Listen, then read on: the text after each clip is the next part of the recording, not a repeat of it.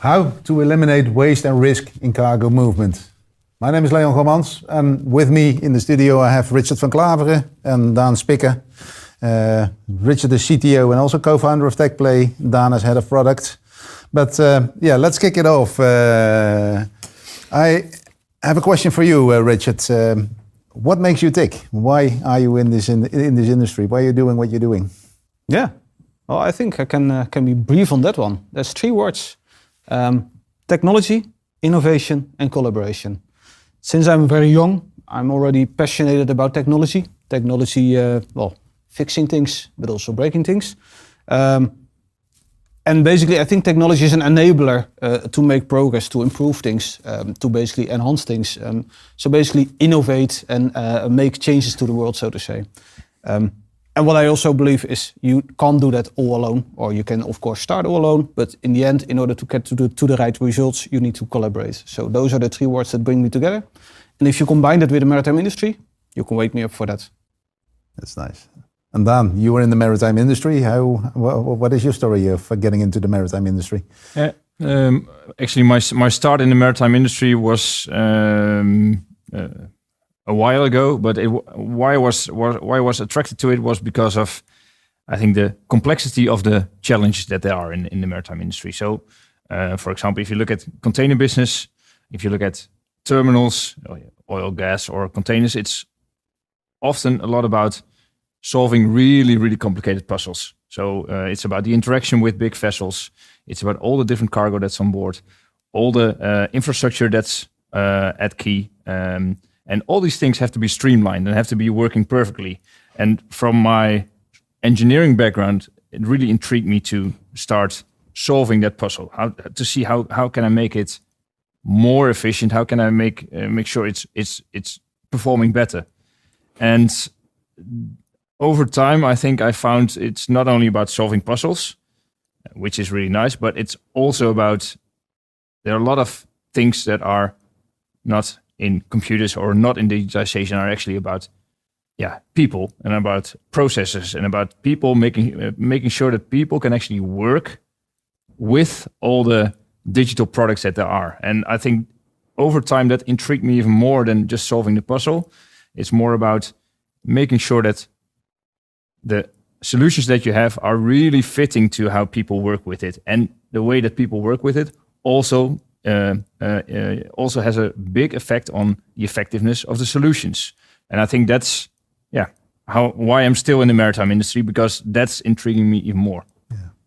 And for me personally, I did study in Rotterdam, so I know the city of Rotterdam, but I never was working in the maritime industry. And I started to realize how important and what big part shipping is actually playing in the global economy. And I think that's something which also is intriguing me. Like 3% of all 90% of all cargo is moved across the water. So that is really making the world go round. So for me, that was something which I stepped into that world, which is fascinating, impactful. But on the other hand, when I immersed into the industry, what really stuck with me is like how proud people that are working in the industry are on that industry. They have this pride, and I really love that. Cool. Richard, I want to have a question to you on digitization. You mentioned already digitization is an enabler. It's starting things. We are often talking about a digital twin that we have realized. So can you briefly explain digital twin? What is it that you do see in it, and what does it deliver? Yeah. I think it's important to highlight digital twin. Typically, the maritime industry refers to a model of a ship or something like that. I think that's not the level of the digital twin that we're looking at. So the normal version that we're talking about would be about preventive maintenance, looking into status of the engine and things like that. And I think we're looking much more from a broader perspective. So I would say our digital twin is about the processes, about the cargo movements, and making sure that we get visibility on top of that. So we don't have just one ship into our digital twin, we have all ships in our digital twin. We don't have just one port in our digital twin, we have all ports globally in our digital twin. And by actually continuously monitoring what is going on all around the globe, in all ports, between all ports, with all vessels, actually, I believe we can provide relevant insights to people involved in shipping about what is happening right now, current status of the world, current information, but also about what is going to happen towards the future. So there's a lot of predictability into the system where we can predict about when a vessel will arrive, when it will depart again, and all of that comes together into our digital twin. Visibility, insight, and predictability. And it also gives you, I think, it gives you a lot of visibility, but not only on your own things, right? It also shows you the world around you. Definitely, yes. Your vessels, but maybe competitors' vessels, and also everything that you normally can't see. For example, if you're a terminal, you can see all the things that are happening in a port call. Which is actually a key point, because if you look at your terminal, you're only one participant in the whole chain, so to say. If a vessel comes to the port in Rotterdam, he might be easily visiting, I don't know, 3-4 terminals. So if you don't have visibility on the other terminal, you're missing part of the puzzle. So I think that's a key aspect indeed. Cool. I think technology alone is not an answer. It's also about more things that need to happen. And I think one of the phrases that we are often using is like, you need to be in love with a problem, not with a solution. Even though we have built a great solution, I think it's key to focus on the problem. But if I say that, Dan, be in love with the problem.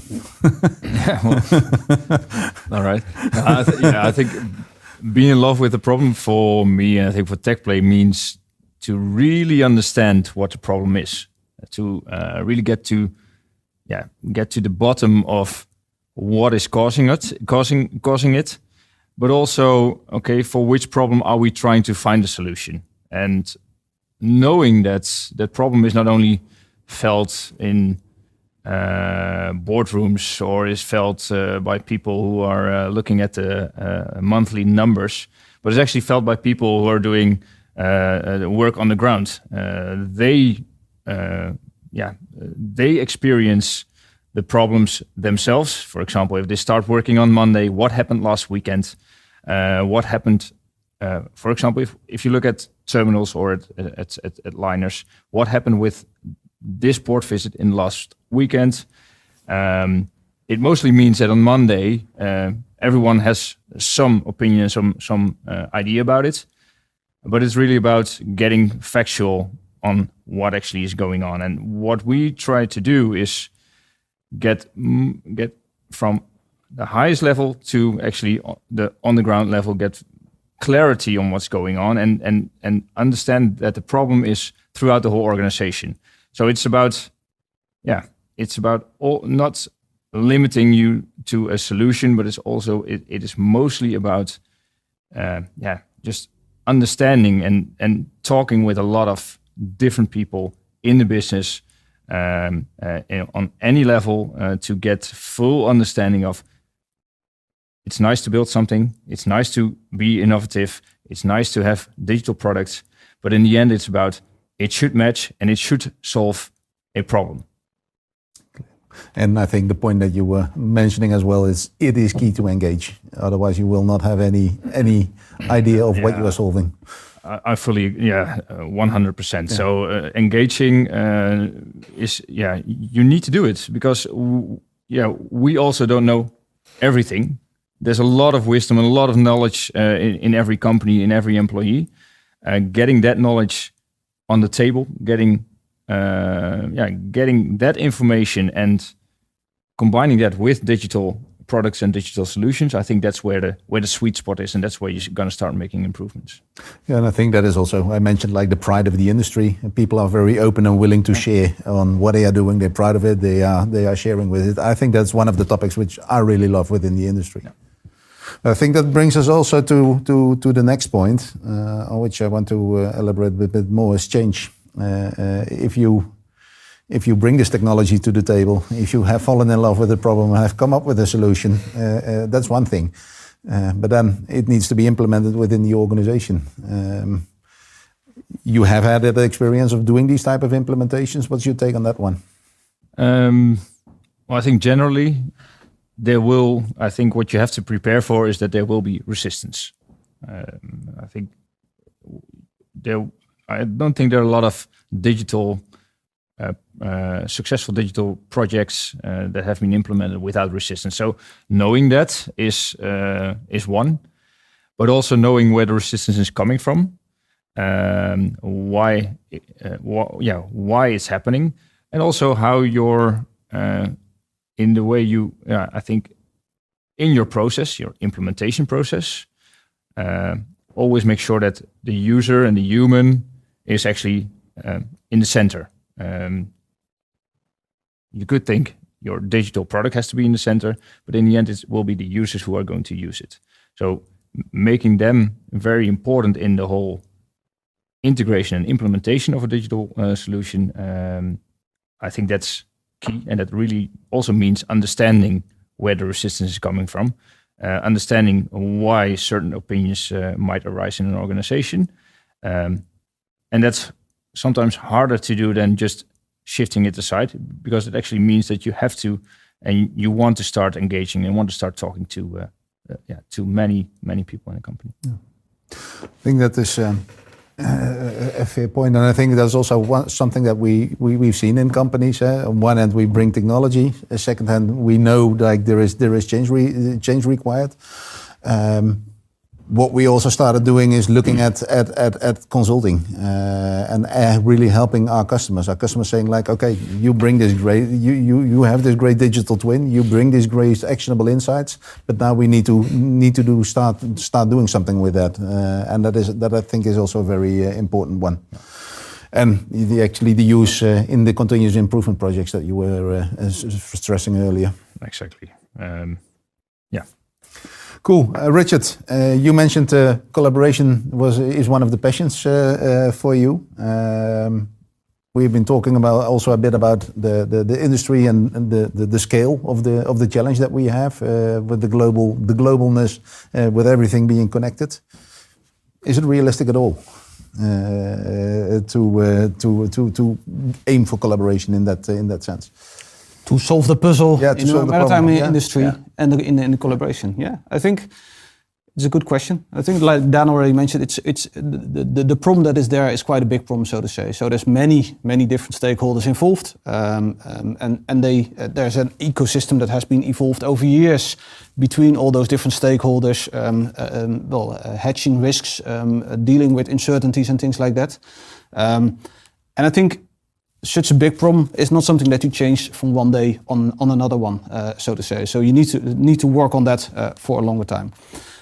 With so many different parties involved, so many different stakeholders involved, I also believe it's not there's no central authority that can actually regulate and say like, well, we need to go that way or we need to go that way in order to solve this situation.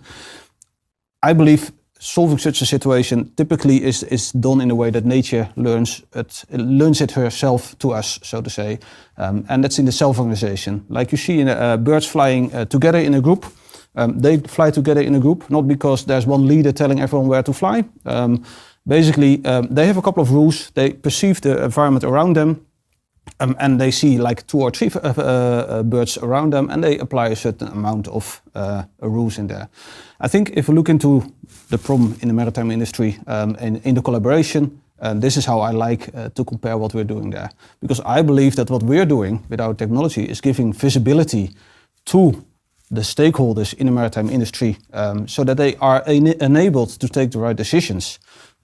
I believe technology itself is not going to solve the puzzle, but technology is required as an input for the stakeholders to solve the puzzle. But in the end, it's all about the collaboration between those stakeholders with the relevant input, where I believe that we can make the difference in the maritime industry.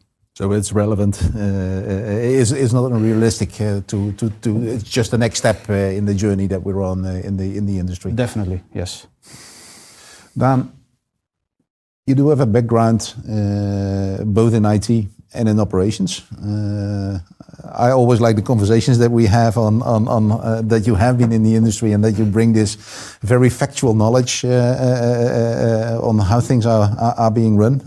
It's different if you visit it or you have been running it. If you take those two perspectives, how do they combine? What is the value? What do we need to do with that? I think in general, IT and ops, they're two. Most of the time they're two different worlds. It also attracts different kind of people. It really attracts different kind of people, different way of looking at getting things done. doing it in their often in their own typical manner. But I think what we really need to realize that without operations, your IT doesn't really do anything. In the end, the IT is there to run operations. The IT is there to get things done. And operations is there also to, and operations is actually being helped by good digital solutions. It's if you have good digital solutions and you have that integrated well within the operational domain, also in a way that people that have a different mindset than IT people have can actually work with it in a good way, so they can really support and really make their working day better with it. Then I think that's where the added value comes. So it's really about bringing those two worlds together, and it also requires you to understand both worlds to make it come together.